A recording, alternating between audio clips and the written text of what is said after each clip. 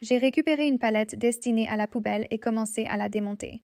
J'ai utilisé ma tronçonneuse à batterie pour couper les extrémités, puis un marteau pour enlever les clous au centre. Je n'avais besoin que de 2 planches. J'en ai retiré quelques-unes de la palette et utilisé uniquement les planches battues avec un crayon. J'ai dessiné une pointe d'un côté et un bord arrondi de l'autre côté. Je l'ai découpé avec ma scie sauteuse, puis j'ai tracé cette planche sur la deuxième planche de palette et je l'ai découpée aussi avec ma scie sauteuse. J'ai appliqué une teinture couleur noyer sur les planches avec un pinceau, puis j'ai essuyé l'excédent de teinture avec un chiffon propre. Après avoir laissé pénétrer la teinture pendant quelques minutes, j'ai teint les deux côtés, y compris les bords une fois que c'était sec. J'ai croisé les planches, vérifié leur alignement debout, puis je les ai vissées ensemble au centre. Ensuite, j'ai pris du faux feuillage et des baies. Je les ai attachés ensemble avec un collier de serrage, puis je les ai cloués sur les planches. J'ai utilisé de la colle chaude pour fixer un nœud que j'ai fabriqué, et c'est ainsi que j'ai créé des skis pour décorer mon porche d'entrée. À partir d'une palette destinée à la poubelle, Allez chez Dollar Tree pour acheter des frites de piscine vertes, des guirlandes et des guirlandes lumineuses. Prenez des frites de piscine, coupez-les en J et insérez un fil de fer au centre pour maintenir la forme. Avec un pistolet à colle, enroulez la guirlande autour de la frite de piscine. Ensuite, formez un O et faites passer un fil de fer au centre de la frite de piscine pour relier les deux extrémités afin de maintenir la forme, puis utilisez de la colle chaude pour fixer les extrémités ensemble. À l'aide d'un pistolet à colle chaude, enroulez la guirlande autour de la frite de piscine. Prenez des frites de piscine et un couteau pour découper 3 morceaux de la même longueur. Créez la forme d'un I et faites passer un fil métallique au centre des frites de piscine pour relier toutes les extrémités. Cela permettra de maintenir la forme. Utilisez du ruban adhésif d'emballage et de la colle chaude pour tout fixer. Avec un pistolet à colle et une guirlande, enroulez la guirlande autour de la frite de piscine. Enroulez des guirlandes lumineuses autour des lettres J, O et Y. Cachez les boîtiers de piles derrière et fixez-les avec de la colle chaude.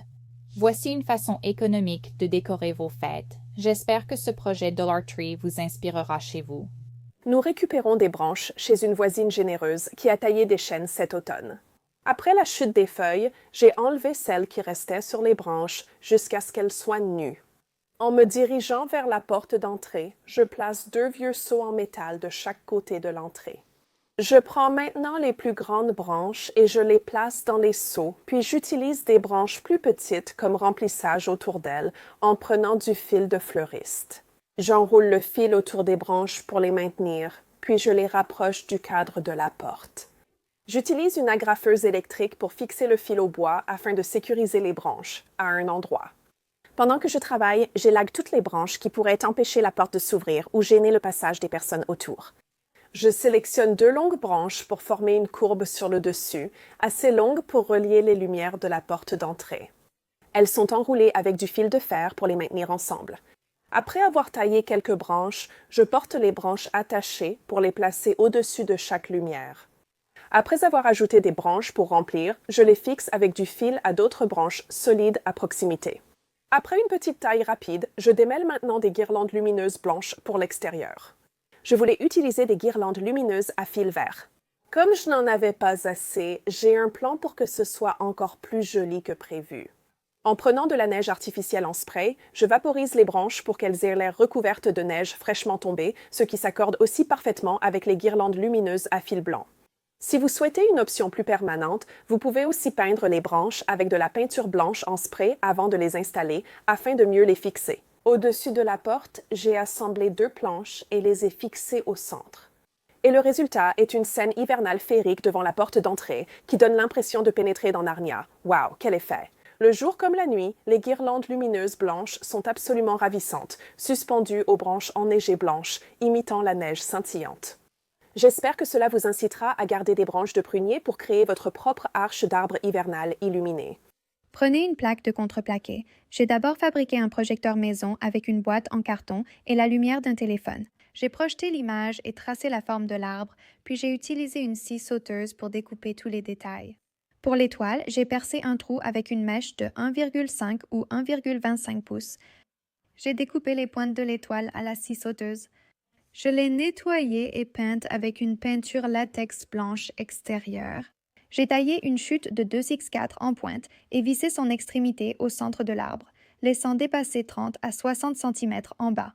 Ensuite, j'ai utilisé une agrafeuse pour fixer des guirlandes lumineuses blanches d'extérieur à l'arrière de l'arbre.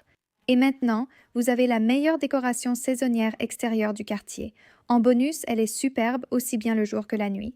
J'espère que cela vous a donné envie de créer votre décoration saisonnière rétroéclairée. Prenez plusieurs manches de balai du Dollar Tree, utilisez un grand tuteur de jardin et un marteau pour faciliter l'enfoncement dans le sol. Prenez le manche à balai et retirez le crochet du capuchon à l'extrémité. Placez le manche à balai sur le tuteur, ajoutez la poignée avec capuchon dessus et répétez pour les autres manches. Enroulez les guirlandes lumineuses autour d'un manche à balai, puis connectez-les et continuez autour du suivant. Ajoutez du ruban adhésif pour fixer les lumières en haut.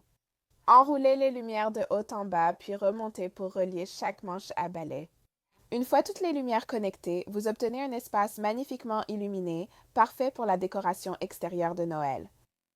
Chez Walmart, j'ai trouvé le point de départ idéal pour mon projet, ce ballon en caoutchouc à 2,50 €. D'abord, il me faut une base. Celle-ci, ronde, sera parfaite. Une planche de contreplaqué carré peut être utilisée, mais il me faut de la colle pour fixer la première balle à la base. Ceci est une colle de construction. Vous pouvez utiliser ce que vous voulez. J'en mets sur la base et sur la balle, puis je vais la placer dessus. Je sais ce que vous pensez, ça ne la maintiendra pas, vous avez raison. Mais l'étape suivante consiste à prendre de la mousse expansive, surtout la blanche éclatante. C'est exactement ce qu'il nous faut pour ce projet. Une fois que tout est bien collé, ce qu'on doit faire, c'est passer de la mousse expansive autour de la base, mais pas trop. On ne veut pas qu'elle gonfle et repousse la boule loin de la base, mais si tu connais la mousse expansive, tu sais qu'elle est collante. Et ça va être parfait pour la maintenir en place tout en lui donnant une base solide. Une fois que c'est fixé, passe la mousse de haut en bas sur les côtés et tout autour, et ça va bien adhérer à la boule. Ça va ressembler à de la neige, ce qui est un très bon début pour notre projet. J'ai failli oublier. Nous devons prendre une boule de Noël noire et enlever le dessus.